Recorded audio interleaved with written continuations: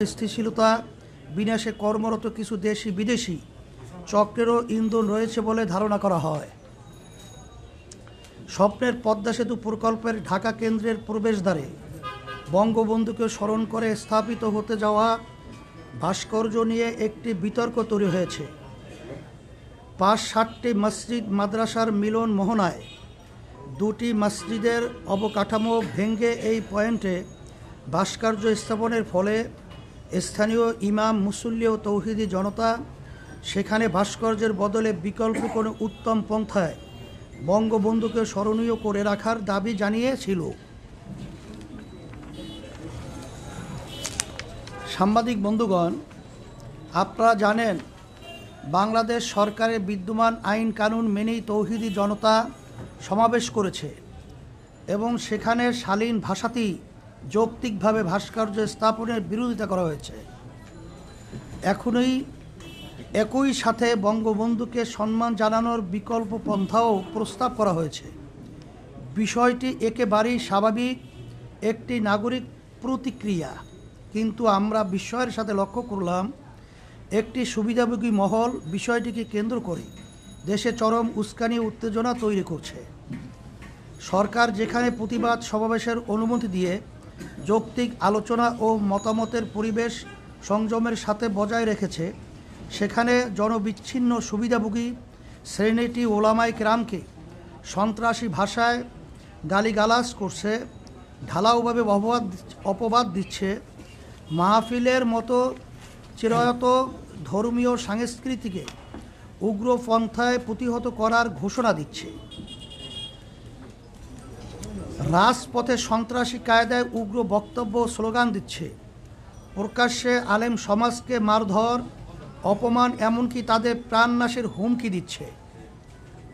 এখনও পরিস্থিতিতে আমরা পরিষ্কার করে জানাচ্ছি যে ওলামায়ে কেরামের দাবির মধ্যে মরহুম বঙ্গবন্ধুর প্রতি কোনো বিদ্বেষ ছিল না, অসম্মানও ছিল না, বরং বিষয়টি ছিল দেশের প্রায় 90% জনগণের বোধ বিশ্বাসের সাথে সাংঘর্ষিক মূর্তি স্থাপন না করে অন্য কোনো পন্থায় তাকে স্মরণ করার দাবি, যা অনেকটা মুসলিম রাষ্ট্রনায়ককে ইসলামের আলোকে দাফন কাফন না করে বিধর্মীয় পন্থায় তার শেষকৃত্য করার মতোই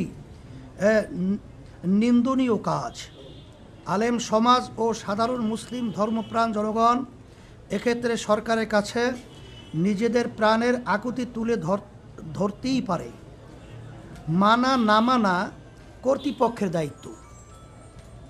এই যৌক্তিক দাবিকে কেন্দ্র করেই তারা দেশের দীর্ঘদিনের লালিত মূর্তিপ্রীতি ও বিজাতীয় চেতনার বহিঃপ্রকাশ ঘটিয়েছে। বিষয়টিকে বিকৃতভাবে উপস্থাপন করে দেশের সর্বজন শ্রদ্ধেয় ওলামায়ে কেরামকে অপদস্থ করার হাতিয়ার হিসেবে গ্রহণ করেছে। এসব কোনো দেশপ্রেমিক মানুষের কাজ হতে পারে না। প্রিয় সাংবাদিক বন্ধুগণ, বাংলাদেশ স্বাধীন হয়েছে আজ 50 বছর হতে চলছে। ঐক্যবদ্ধ এই জাতি মাত্র 9 মাসে দেশটাকে স্বাধীন করেছে। এখানকার মানুষের ভাষা, সংস্কৃতি, ধর্ম প্রায় এক। এমন ঐক্যবদ্ধতা যে কোনো জাতির জন্যই গর্বের। কিন্তু আমরা দুঃখের সাথে লক্ষ্য করছি একটি মহল জনতার এই ঐক্যকে ছিন্ন ভিন্ন করতে চায়। বাংলাদেশ একটি গণতান্ত্রিক দেশ পরিচালনায় প্রত্যেক নাগরিকের মতামত প্রকাশের এখতিয়ার রয়েছে। সরকারের কোনো সিদ্ধান্তের গঠনমূলক সমালোচনা ও বিরোধিতা সভ্য সমাজের একটি বৈশিষ্ট্য, কিন্তু বর্তমান ক্ষমতাসীন সরকারের কোনো কাজের সংশোধনমূলক পরামর্শ প্রদান, গঠনমূলক সমালোচনা বা বিরোধিতা করলেই চিহ্নিত মহলটি পাকিস্তানপন্থী, রাজাকার, আলবদর, সাম্প্রদায়িক, মৌলবাদী ইত্যাদি বলে ভিন্নমত পোষণকারীদের প্রতি হামলে পড়ে। এতে করে জনগণের মধ্যে ক্ষোভ ও বিভাজন তৈরি হয়। আমরা মনে করি বিষয়টি জাতীয় উন্নয়ন অগ্রগতির পথে অপ্রধান অন্তরায়। প্রসঙ্গত স্মরণ করিয়ে দিতে চাই, ইসলামী আন্দোলন বাংলাদেশের প্রতিষ্ঠাতা ও তার পরিবার 71 সালে একনিষ্ঠভাবে মুক্তি সংগ্রামের সহযোগী ছিলেন। তার দরবার ছিল এলাকার সকল ধর্মবর্ণের মানুষের আশ্রয়স্থল। বিষয়টি এলাকার মুক্তিযোদ্ধাদের মাঝে সর্বজন বিদিত। যারা এই বিষয়ে বিতর্ক করছে তারা মিথ্যার আশ্রয় নিয়ে মুক্তিযুদ্ধের চেতনাকে তামাশায় পরিণত করছে। আমরা এর তীব্র প্রতিবাদ ও নিন্দা জানাই। প্রিয় সাংবাদিক বন্ধুগণ, ওলামায়ে কেরাম কোরআন হাদিসের আলোকে তাদের মতামত জানান মাত্র তারা কখনোই কাউকে আইন হাতে তুলে নিতে বলেন না। একই ধারাবাহিকতায় ধোলাইপাড়ের মূর্তি নিয়ে তারা তাদের অবস্থান জানিয়েছেন। এর সাথে দেশের অন্য মূর্তি ভাঙ্গার কোনো সম্পর্ক নেই। বিচ্ছিন্ন কোনো ঘটনার সাথে ওলামায়ে কেরামের মতামতকে উদ্দেশ্যমূলকভাবে সম্পৃক্ত করা উলামা ও ইসলাম বিদ্বেষের নগ্ন বহিঃপ্রকাশ মাত্র। প্রিয় সাংবাদিক বন্ধুগণ, এখানে আরেকটি বিষয় উল্লেখযোগ্য। মরহুম শেখ মুজিবুর রহমানের শাসনামলে যারা তার বেশি বিরোধিতা করেছে, বঙ্গবন্ধুর চামড়া খুলে নেয়ার হুমকি দিয়েছে, বঙ্গবন্ধু হত্যার ক্ষেত্র তৈরি করেছে, মৃত্যুর পরে আনন্দ উল্লাস করেছে, তারাই আজ বঙ্গবন্ধুর সম্মান রক্ষার নামে অপসংস্কৃতি প্রসারের সবচেয়ে এগিয়ে। অবস্থার দৃষ্টি মনে হয় এরা বঙ্গবন্ধুর কন্যা ও মূল আওয়ামী লীগের চেয়েও বেশি মুজিব ভক্ত হয়ে গেছে। এখানে মনে হওয়া যৌক্তিক যে বঙ্গবন্ধুর সম্মান তাদের উদ্দেশ্য না, বরং তাওহীদ বিরোধী মূর্তিবাদী আদর্শ বিস্তারই তাদের মুখ্য উদ্দেশ্য, যা এদেশের বৃহত্তর জনগোষ্ঠীর চেতনা বিরোধী। তাছাড়া সরকারের উন্নয়ন বাধাগ্রস্ত করার এবং দেশের সামগ্রিক সম্প্রীতি ও শান্তি শৃঙ্খলা বিনষ্ট করাও তাদের দূরবর্তী লক্ষ্য। প্রিয় সাংবাদিক বন্ধুগণ, ভাস্কর্য মূর্তি ইস্যুতে চরম উস্কানির মুখেও দেশের শান্তি ও স্থিতিশীলতা বজায় রাখার স্বার্থে ইসলামী আন্দোলন বাংলাদেশ সীমাহীন ধৈর্যের পরিচয় দিয়ে এসেছে। কিন্তু এরই মাঝে গতকাল মুক্তিযুদ্ধ মঞ্চ নামের একটি ভুইফোর সংগঠন ইসলামী আন্দোলন বাংলাদেশের সিনিয়র নায়েবে আমির মুফতি সৈয়দ মোহাম্মদ ফয়জুল করিমের নামে একটি জঘন্য মিথ্যা মামলা দায়ের করেছে। সঙ্গে আরও দুইজন বিশিষ্ট আলেম আল্লামা জুনায়েদ বাবুনগরী ও মাওলানা মামুনুল হকের নামেও মিথ্যা মামলা দায়ের করা হয়েছে। আমরা বিষয়টিকে রাজনৈতিক ইস্যু মনে করিনি, যে কারণে ধৈর্যের সাথে পরিস্থিতি পর্যবেক্ষণ করেছি মাত্র। আমরা আমাদের দলীয় ব্যানারে বা কোনো সহযোগী সংগঠনের ব্যানারে কোনো কর্মসূচিও দেইনি। উগ্রবাদী শক্তি ও তাদের উচ্ছৃঙ্খল সহযোগীরা আমাদের নীরবতাকে দুর্বলতা ভেবেছে। আমি সরকারকে এসব অন্যায় সীমালঙ্ঘনকারীদের নিবৃত্ত করার অনুরোধ জানাই ও ক্ষমতাধীন সরকার এবং তাদের সুবিধাভোগী উগ্র সমর্থকদের সতর্ক করে বলতে চাই, এদেশের ধর্মপ্রাণ সাধারণ মুসলমানরা আজ ঐক্যবদ্ধ। শান্তিপ্রিয় ধর্মপ্রাণ মানুষের ধৈর্যেরও একটা সীমা আছে। আমরা অনেক অপমান সহ্য করেছি। সরকার যদি তাদের সুবিধাভোগী উগ্র সমর্থক এবং দেশের বিরুদ্ধে ষড়যন্ত্রকারী শক্তিগুলোর বাড়াবাড়ি ও উস্কানিমূলক কর্মকাণ্ড বন্ধ করতে ব্যর্থ হয়, তাহলে সাধারণ দেশপ্রেমিক জনতা ও ধর্মপ্রাণ মানুষ তাদের বিরুদ্ধে প্রতিরোধ গড়ে তুলতে বাধ্য হবে। প্রিয় সাংবাদিক বন্ধুগণ, মূর্তি বা ভাস্কর্য নিয়ে বিরাজমান পরিস্থিতিকে আমরা দেশ বিরোধী অপশক্তির চক্রান্ত আকারে দেখছি। আমরা মনে করছি ওরা বাংলাদেশের মানুষের ঐক্য বিনষ্ট করে ভিনদেশি এজেন্ডা বাস্তবায়ন করতে চায়, সামাজিক ও ধর্মীয় অস্থিতিশীলতা তৈরি করতে চায়। এ বিষয়টিতে সরকারের অবস্থান নিয়েও আমরা হতাশ।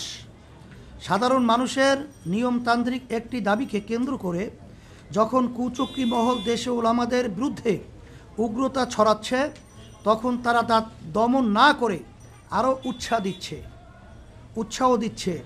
আমরা মনে করি তাদের এই ভূমিকা বরং বঙ্গবন্ধুকে ছোট করছে, তার সম্মানকে মানুষের চেতনার সাথে সাংঘর্ষিক অবস্থানে ঠেলে দিয়েছে, অথচ এর কোনো দরকার ছিল না। জনগণ মনে করছে সরকার তাদের ব্যর্থতা দুর্নীতি এবং অনিয়ম আড়াল করতেই এই অপকৌশলের আশ্রয় নিয়েছে। পরিশেষে আজকের সংবাদ সম্মেলন থেকে আমরা ইসলামী আন্দোলন বাংলাদেশের সিনিয়র নায়েবে আমির, দেশের বিশিষ্ট রাজনৈতিক ও ধর্মীয় ব্যক্তিত্ব মুফতি সৈয়দ মোহাম্মদ ফয়জুল করিম, আল্লামা জুনায়েদ বাবুনগরী এবং মাওলানা মামুনুল হক এর মিথ্যা মামলা প্রত্যাহারের দাবি জানাচ্ছি। পাশাপাশি যারা দেশের ওলামা সমাজকে এবং সম্মানিত ধর্মীয় ব্যক্তিদেরকে অশালীন ভাষায় গালিগালাজ করে, কটূক্তি করে, ব্যঙ্গ কার্টুন প্রকাশ করে, অপমান অপদস্থ করে প্রাণনাশের হুমকি দেয়, সংঘাত মারামারি ও মল্লযুদ্ধের আহ্বান জানায়, তাদের বিচারের আওতায় এনে শাস্তির দাবি করছি। আমরা আশা করছি সরকার আমাদের যৌক্তিক দাবি মেনে নিয়ে দেশকে অস্থিতিশীল পরিস্থিতির হাত থেকে রক্ষা করার উদ্যোগ গ্রহণ করবে। আর সরকার যদি ষড়যন্ত্রকারীদের নিয়ন্ত্রণে ব্যর্থ হয়, তাহলে ইসলামী আন্দোলন বাংলাদেশ নিজেদের নিরাপত্তা, মর্যাদা, মত প্রকাশের স্বাধীনতা ও নাগরিক অধিকার রক্ষার প্রয়োজনেই দেশের জনগণকে সঙ্গে নিয়ে বৃহত্তর কর্মসূচি দিতে বাধ্য হবে। আবারও সবাইকে আন্তরিক ধন্যবাদ জানিয়ে শেষ করছি। আল্লাহ হাফেজ। সবাইকে ধন্যবাদ। প্রিয় সাংবাদিক বন্ধুগণ, এই লিখিত মোহতারাম আমিরের লিখিত বক্তব্যের আলোকে যদি আপনাদের কোনো প্রশ্ন থাকে তাহলে প্রশ্নগুলো দয়া করে উপস্থাপন করুন। আমার নাম নোমান, সিদ্দিকে বলছি, কানাডায় পড়ে গেছি। আমার প্রশ্ন হলো ভাই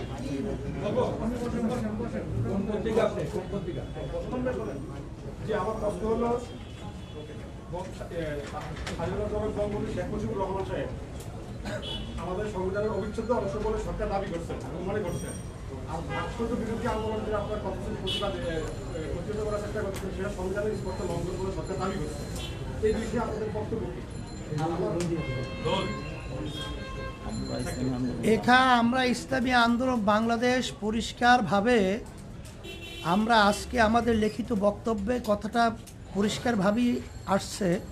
তারপরেও যেহেতু আপনি প্রশ্ন করছেন, ইসলামী আন্দোলন বাংলাদেশ আমরা ইসলাম নীতি আদর্শ লালন করি। ভাস্কর্য এবং মূর্তির ব্যাপারে ইসলাম কি সমাধান দিয়েছে, শরিয়াত, কোরআন এবং হাদিস কি সমাধান দিয়েছে, বাংলাদেশের সকল উল্লেখযোগ্য হক্কানি ওলামাই কেরাম একত্রিত হয়ে ইসলামের যে এ ব্যাপারে যে সিদ্ধান্তগুলো তাদের মতামত প্রকাশ করেছে, এটা যদি সংবিধানের সাথে সাংঘর্ষিক আমি মনে করি না। কারণ বাংলাদেশ সরকার তার নির্বাচনের আগে তার নির্বাচনী ইশতেহারে প্রকাশ করেছেন যে সরকার যদি গঠন করতে পারে, তারা যদি বিজয় লাভ করে, তারা ইসলাম বিরোধী, শরিয়া বিরোধী কোনো আইন পাশ করবে না। বিধায় তার কথাকেই আমরা সমর্থন হিসাবেই ইসলামের নীতি আদর্শ, ভাস্কর্য, মূর্তি এটার ব্যাপারে কি সিদ্ধান্ত, এটাই আমরা আমাদের ইসলামী দৃষ্টিতে আমাদের মতামত প্রকাশ করেছি। বিষয়টা হচ্ছে কুষ্টিয়াতে মূর্তি ভাঙা হয়েছে। আমি আমিন সময় টিভি থেকে বলছি। কুষ্টিয়াতে যে মূর্তি ভাঙা হয়েছে এই বিষয়ে আপনাদের সমর্থন আছে কি নাই? এ ব্যাপারে আমরা পরিষ্কারভাবে আজকে আমাদের লিখিত বক্তব্যে আমরা কথাটা উল্লেখ করেছি যে আমরা শুধুমাত্র ইসলামের দৃষ্টিতে ভাস্কর্য মূর্তির ব্যাপারটা পরিষ্কারভাবে আমরা ইসলামের দৃষ্টিতে মতামত প্রকাশ করেছি। কিন্তু মূর্তি ভাঙ্গা বা কাউকে উস্কিয়ে দেওয়া বা মূর্তি ভাঙ্গার ব্যাপারে কোনো মতামত আমরা প্রকাশ কোনো ওলামায়ে কেরাম করেন নাই, আমরাও করি নাই, এবং আইন শৃঙ্খলা আমরা হাতেও তুলে নিইনি। একটা ব্যাপার জানতে চাই, এই মূর্তি ভাঙাটা আপনার কাছে কি মনে হয়, এটা কি ঠিক হয়েছে নাকি ঠিক হয়নি? মূর্তি ভাঙ্গার ব্যাপারে আমরা পরিষ্কারভাবে আজকেও বলেছি, যদি এ ধরনের কেউ উদ্দেশ্য প্রণোদিতভাবে এ ধরনের আচরণ করে থাকে, এটা সম্পূর্ণ নিয়ম বহির্ভূত এবং এটা উদ্দেশ্য প্রণোদিত। এবং সাথে সাথে সরকারকে বলবো যে এটা সঠিক তদন্তের মাধ্যমে যে আসলে মূলত আমরা বিষয়টাকে যে বিভিন্ন কায়দায় যে সিসি ক্যামেরা রয়েছে তার যে ধরনটা আমরা লক্ষ্য করছি, এটা আমাদের কাছে প্রশ্নবিদ্ধ। এটা সঠিক ভাবে তারা তদন্তের মাধ্যমে দোষীদের ব্যাপারে তারা ব্যবস্থা নেবে, এটা আমরাও সমর্থন করি। আমার নাম হচ্ছে মোস্তফা মল্লিক, আমি চ্যানেলের বিশেষ প্রতিনিধি। আপনি একটা জায়গায় বলেছেন যে চক্রান্ত আকারে আপনারা দেখছেন এবং এটা বলছেন যে তারা ভিন দেশি এজেন্ডা বাস্তবায়ন করতে চায়। আপনার এই তৃতীয় পক্ষ শক্তিটাকে কাকে বোঝাচ্ছে? এটা আপনারা তালাশ করে বের করে নেবেন।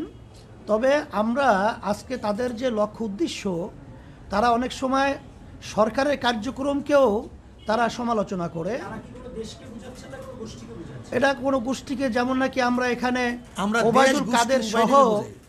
ওবায়দুল কাদের আমাদের বর্তমানে আওয়ামী লীগের সেক্রেটারি জেনারেল, সে বিভিন্ন এই ধরনের সংগঠন যারা নাকি উস্কানিমূলক এবং বিশৃঙ্খলা সৃষ্টির জন্যে তারা কার্যক্রম পরিচালনা করছে, ভুইফুর হিসাবে তাদেরকে আখ্যা দিয়েছে। আমরা আমাদের বক্তব্য সেই ধরনের কথাটাই আমরা আজকে উল্লেখ করেছি।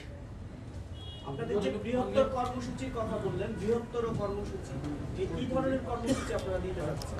সেটা সময়ের ব্যবধানে অবস্থার পরিপ্রেক্ষিতে আমরা সেভাবে পরামর্শ ভিত্তিক আপনাদেরকে জানাবো ইনশাল্লাহ। আসলে এখানে একটা কথা স্পষ্ট করতে হয়, একটা হলো বঙ্গবন্ধুর নিজেকে কটূক্তি করা, তাকে অশ্রদ্ধা সম্মান করা, আটল তার প্রতিকৃতি ভাস্কর্যকে না মানা, দুইটা জিনিস এক না।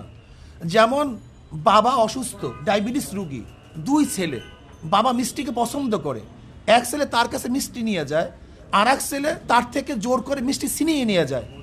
উভয় দৃষ্টিতে দেখা যায় একজন তার প্রিয় আর একজন তার অপ্রিয়। কিন্তু যে জ্ঞানী সে অবশ্যই মনে করবে যে যেই ছেলে বাবার ডায়াবেটিস রুগীর থেকে মিষ্টি ছিনিয়ে নিয়ে যায় সেই তার উপকারী এবং প্রিয় সবচেয়ে বেশি।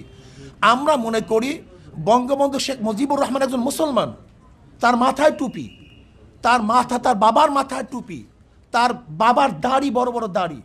যারা আজকে বঙ্গবন্ধু সেই টুপিকে কোনো কুকুরের মাথায় দেয়, তারা বঙ্গবন্ধু শ্রদ্ধা করে না। আজকে তার দাদার দাড়িকে, বাবার দাড়িকে যারা অশ্রদ্ধা করে, তারা বঙ্গবন্ধু শ্রদ্ধা করে না। আর মনে রাখতে হবে, বঙ্গবন্ধু এদেশ ছিল না, এরা ছিল অনেক দূরের। এদেশে আসছে কেন, ইরাক থেকে কেন আসছে, তাদের ইতিহাস জানতে হবে। বঙ্গবন্ধুর পরিবার ইরাকের বিদেশি, অনেক আগে এখানে আসছে ধর্মপ্রচার করার জন্য। তারা জাতিগতভাবে ধার্মিক, তার বাবা ধার্মিক, তার দাদা ধার্মিক, তার সমস্ত গোষ্ঠী ধার্মিক। খোদ বঙ্গবন্ধু কি বলেছেন, এদেশের ডাকাতরা, চোরেরা সব কিছু নিয়ে গেছে, কিন্তু ইমানদার লোক আমরা বেঁচে আসি, ইমানের সাথে তাদের মোকাবেলা হবে। এটা বঙ্গবন্ধু নিজের বক্তব্য। তিনি কি বলেছেন, ইনশাআল্লাহ আমি বিজয় হব। কাজী যারা বঙ্গবন্ধুকে নাস্তিক বানাবার চক্রান্ত করতেছে, যারা বঙ্গবন্ধুর চামড়া দিয়ে ঢুকঢুকি এবং জুতা বানাবার বক্তব্য দিয়েছে, আজকে আমরা দেখছি তারাই আজকে এই মুক্তিযোদ্ধা মঞ্চ হিসাবে, তার আপন হিসাবে তারা স্বীকৃতি পাইতেছে। আমি মনে করি এটা ভিন দেশীয় এক এজেন্ডা বাস্তবায়ন করতে চায়। যারা এই দেশ দখল করার ওখান থেকে হুমকি দেয়, তারই এজেন্ডা বাস্তবায়ন করতে চায় এরা হয়তো। আপনাদের বিরুদ্ধে সবচেয়ে বড় অভিযোগ যে আপনারা এতদিন এই ভাস্কর্য বা মূর্তি নিয়ে কোনো ধরনের কথা বলেননি। কে বলছে? আপনারা শুরু করেছেন এবং একটি বিএনপি আপনাদের কর্ণকুহুরে যায় নাই, বা গেলেও আপনারা চুপ ছিলেন। আমরা থেমিস মূর্তির বিরুদ্ধে আন্দোলন করেছি। আমরা ময়মনসিংহের উলঙ্গ, আপনি দেখেন ময়মনসিংহে যেই মূর্তি স্থাপন করা হয়েছে টিচার ট্রেনিং ইনস্টিটিউটের সামনে, কোনো ভদ্র, কোনো জ্ঞানী, কোনো বিবেকবান মানুষ এই মূর্তিকে গ্রহণ করতে পারে না, মানতে পারে না। কিন্তু বিবেকবান মানুষ আজকে সেটা প্রতিবাদ করে না। আমি মনে করি বঙ্গবন্ধু একজন মুসলমান, আমরা তাকে মহাব্বত করি, আমরা তাকে ভালোবাসি, তার কবরে আযাব না হোক এই চেষ্টা আমরা করি। শুধু জিয়াউর রহমান কেন, আমার বাবার মূর্তিকে আমি পছন্দ করি না, আমার দাদার মূর্তিকে আমি পছন্দ করি না। জনাবে মুহাম্মদ রাসূলুল্লাহ সাল্লাল্লাহু আলাইহি ওয়াসাল্লামকে সবচেয়ে মুসলমান বেশি মহাব্বত করে, জীবনের চেয়ে বেশি মহাব্বত করে। কিন্তু কই, সে দুনিয়া থেকে বিদায় হওয়ার পরে তার মূর্তি স্থাপন কেন করা হয় নাই? কাজে ইসলামের দৃষ্টিতে ভাস্কর্য স্থাপন করা এরা মহাব্বতের বহিঃপ্রকাশ নয়, বরং যে তাকে মহাব্বত করে, কবরে শান্তি দিতে চায়, তাকে জান্নাতে পৌঁছাতে চায়, সে তার ভাস্কর্য করবে না। যেমন বর্তমান আমাদের মাননীয় প্রাইম মিনিস্টার, তাকে যারা মহাব্বত করে, আমি মনে করি সেও দুনিয়া থেকে বিদায় হওয়ার পরে তার ভাস্কর্য করাটা তার জন্য মহাব্বতের বহিঃপ্রকাশ হবে না, বরং তাকে ঘৃণা প্রকাশ করাই এইটি হবে তার আসল বহিঃপ্রকাশ। রাজনীতি কোনো উদ্দেশ্য আছে কিনা? প্রশ্নই আসে না, প্রশ্নই আসে না। এই বিষয়ে একটা ছোট্ট প্রশ্ন। আমি আরাফাত সিদ্দিকী এটি নিউজে কাজ করি। আপনারা বলছেন যে আপনারা সরকারের কাছে আপনাদের বক্তব্য, মুসলমানদের বক্তব্যটা তুলে ধরেছেন, তাদের দাবিটা তুলে ধরেছেন। সেই দাবিটা তুলে ধরতে তো প্রধানমন্ত্রীর কাছে আপনারা সরাসরি যেতে পারতেন। কোনো স্মারক আমাদের দেশের প্রক্রিয়া এইভাবে, আমাদের দেশের প্রক্রিয়া দাবি, সরকারের কাছে দাবি জানাবার প্রক্রিয়া হলো জনসাধারণকে সামনে নিয়ে তাদের বক্তব্য উপস্থাপন করা। এইটি আমাদের দেশের প্রক্রিয়া, গণতান্ত্রিক রাষ্ট্রের পদ্ধতি প্রক্রিয়া এইভাবেই হয় দাবি জানাবার। আমরা ইরশাদ হাসান নিউজ 24 এ কাজ করি। যে সংগঠনগুলোর কথা বলছেন বা যারা আপনাদের সাথে মামলা করেছেন, তাদের দাবি হচ্ছে যে ভাস্কর্য এবং মূর্তি এক নয়, এবং গেল কয়েকদিন ধরে এই ধরনের বক্তব্য আমরা গণমাধ্যমে পাচ্ছি। তো আসলে আপনাদের কাছে এটা দেখেন, আমি একটুখানি এটার সাথে একটু যুক্ত করতে চাই যে সরকার মানে যাদের পক্ষ থেকে মামলাগুলো করা হয়েছে কিংবা যারা এই যে আপনাদের বিরোধিতা করছে, তারা বলার চেষ্টা করছে যে শুধুমাত্র বাংলাদেশেই না, পৃথিবীর বিভিন্ন ইসলামী দেশেও নানান ধরনের ভাস্কর্য তৈরি হয়েছে এবং সেগুলো তাদের ঐতিহ্যকে লালন করছে। সুতরাং ভাস্কর্য এবং মূর্তি এক না, এবং ভাস্কর্য আসলে শরীয়ত বিরোধী নয়, এবং যারা ভাস্কর্য বিরোধিতা করছে তারা ধর্মের অবদানটা দিচ্ছে। আপনাদের যুক্তিটা বলুন। ব্যাস, আলহামদুলিল্লাহ, কত সহজ।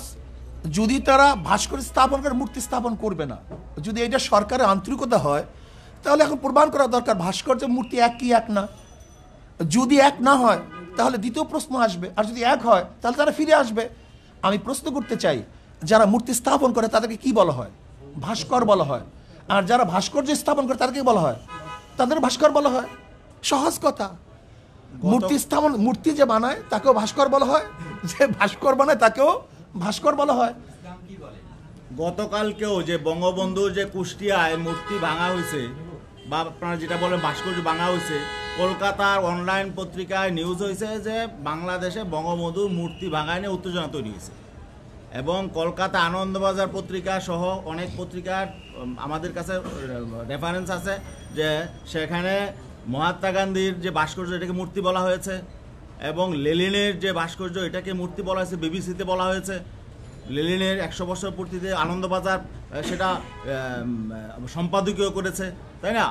এবং সেই যে বিভিন্ন জাদুঘরে প্রিয়াঙ্কা চোপড়া এবং এই যে শ্রীদেবী, তাদের মূর্তি স্থাপন করা হয়েছে, এটাকে মূর্তি বলা হয়েছে। তো পূজা করে না কেউ, তো ভাস্কর্য।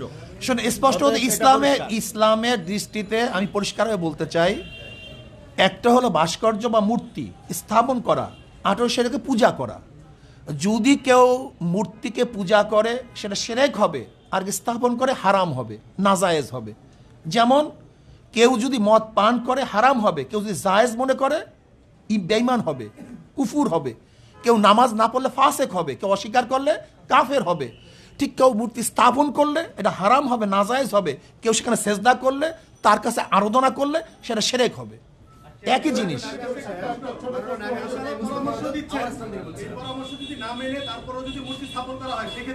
ব্যাস, আমরা তো বলছি আমরা সচেতন করব। আইন শৃঙ্খলা আমরা হাতে তুলি নাই। ইসলামী আন্দোলন বাংলাদেশ আজ পর্যন্ত আইন শৃঙ্খলা হাতে তুলে নেই। আমাদের কাজ হলো সতর্ক করা, পরামর্শ দেয়া, তাদেরকে জানিয়ে দেওয়া, অন্যায় প্রতিবাদ করা। আপনাদের এই প্রশ্নের উত্তরগুলো অনেকটাই আমাদের লিখিত বক্তব্য চলে আসছে।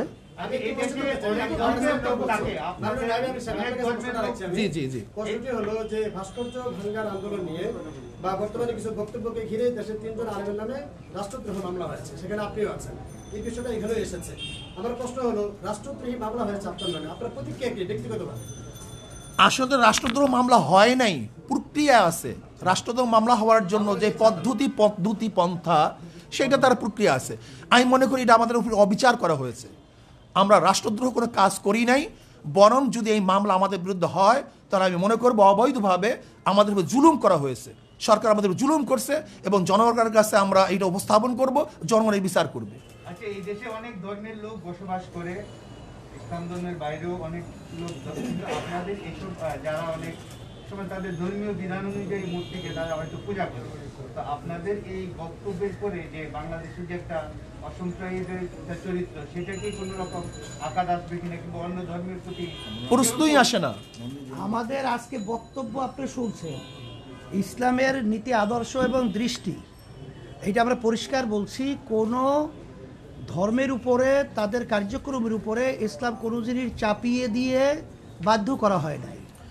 এটা পরিষ্কার আমাদের আজকে বক্তব্য লেখা। শ্রদ্ধাভাজন আমার সাংবাদিক বন্ধুগণ, যদি ইসলাম মূর্তি ভাঙ্গার আদর্শ লালন করত, বিজাতীয়দের মূর্তি যারা পূজা করে লালন করত, তাহলে পাক উপমহাদেশে 800, 750 বা 900 বছর পর্যন্ত মুসলমান শাসক হওয়া সত্ত্বেও এদেশে মূর্তি থাকে কিভাবে? কিন্তু কোনো মূর্তি তো ভাঙ্গা হয়নি। হুজুর, আপনি ভাস্কর্যের যে ব্যাখ্যাটা দিয়েছেন, ভাস্কর্যে যদি প্রাণীর ছবি থাকে তাহলে সেটাই তো আসলে ইসলামের জন্য হারাম। এবং সেই সঙ্গে ইসলামের সাথে আপনাদের বক্তব্য কিসের জন্য? চিত্রকর যারা ছবি আঁকেন তারাও তো আসলে হারাম কাজ করছেন, তারাও তো আসলে নিকৃষ্টতম জায়গায় লিপ্ত হবেন।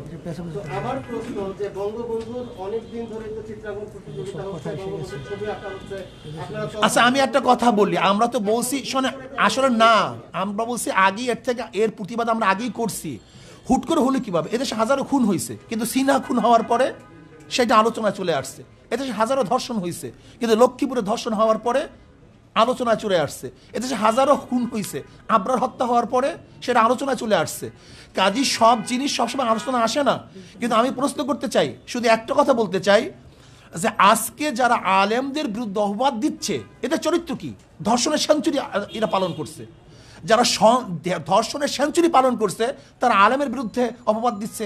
যাদের ট্রাঙ্কের মধ্যে বাচ্চা পাওয়া যায় তারা আলেমদের বিরুদ্ধে অপবাদ দিচ্ছে। যারা ধর্ষণ করাবার হাজার মানুষকে হত্যা করছে, আমাদের মা বোনদেরকে হত্যা করেছে, তারা আজকে আলেমদের বিরুদ্ধে চরিত্রে অপবাদ দিচ্ছে। আমি মনে করি সুই চালন যদি সুইকে বলে তোর পিছনে ছিদ্র, এইটা সেই অবস্থায় বুঝতে। যারা এদেশে ধর্ষণ, লুট, তরাস, খুন, গুম যারা সেঞ্চুরি পালন করছে তারা আজকে আমাদেরকে বলতেছে আমরা দেশদ্রোহী, আমাদেরকে মল্লযুদ্ধের জন্য আহ্বান করতেছে। আমরা তাদের সাথে মল্লযুদ্ধ করতে চাই না। তো আপনারা তো নানান বিষয় নিয়ে সবসময় সোচ্চার থাকেন, মাদ্রাসায় যে ছাত্র নির্যাতন হয় সেই বিষয় নিয়ে আপনারা 100 বার বলতেছি, আমরা 100 বার বলতেছি, যেখানে অপরাধ আছে তার বিরুদ্ধে আমরা করি, কিন্তু অপরাধ চাপিয়ে দেয় মন্দিরের মধ্যে, গির্জার মধ্যে। শুধু তাই নয়, আজকে দেখেন আপনি যে আমরা তো এইটার প্রতিবাদ করি, বরং যারা এইটার সমকামীর আইন পাশ করার জন্য যারা বারবার উত্থাপন করছে আমরা তাদের বিরোধিতা করছি। কাজে এইটার বিরোধিতা আমরা। শুধু তাই নয়, আজকে দেখেন হুমায়ুন আহমেদের ঘেটো ছেলে কমলা, ঘেটুপুত্র কমলা, এই ঘেটুপুত্র কমলার এই সিনেমার মাধ্যমে, নাটকের মাধ্যমে এইটা তো গোটা দুনিয়ার মধ্যে ছড়িয়ে দেওয়ার অপচেষ্টা তারা করছে। কাজে এই অপবাদ তো তাদের উপরে আসবে, এটা আমাদের উপরে আসবে কেন? যেটা আমরা সবসময় হারাম বলতেছি, নাজায়েজ বলতেছি, সর্বোচ্চ ঘৃণার জিনিস মনে করতেছি। কাজে আমি মনে করি দেশ যেহেতু নষ্ট হয়ে গেছে, দেশ যেহেতু ধ্বংস হয়ে গেছে, কাজে এর কিছু আচরণ সব জায়গায় লাগতে পারে, এটা বিচ্ছিন্ন ঘটনা, কিন্তু তার উপরে জাতির কোনো অবাধ। আল্লাহ পাক আমাদের সবাইকে কবুল করে না আপনারা উপস্থিত হওয়ার কষ্ট করায় শুকরিয়া আদায় করছি। এবং মেহমানদারি আর আপনারা মেহমানদারি আপনাদের জন্য ব্যবস্থা রাখা হয়েছে। আশা করি আমরা আপনাদের মেহমানদারি আপ্যায়ন আপনারা গ্রহণ করবেন। আর আপনাদের আজকে ওয়ালাইকুম সালাম, সকলকে ধন্যবাদ জানাই। আজকে আপনারা আন্তরিকভাবে যে সুন্দর পরিবেশ তৈরি করেছেন, আপনাদেরকে অসংখ্য ধন্যবাদ। আজকে সাংবাদিক সম্মেলন কার্যক্রম আনুষ্ঠানিকভাবে এখানেই সমাপ্ত হলো। সম্মানিত সাংবাদিক বন্ধুগণ, আপনাদের জন্য সামান্য আপ্যায়নের ব্যবস্থা আছে, আপনারা দয়া করে অনুগ্রহ করে তা গ্রহণ করুন। আমাদের স্বেচ্ছাসেবক ভাইরা সব সাংবাদিক ভাইদের কাছে নাম বলবেন।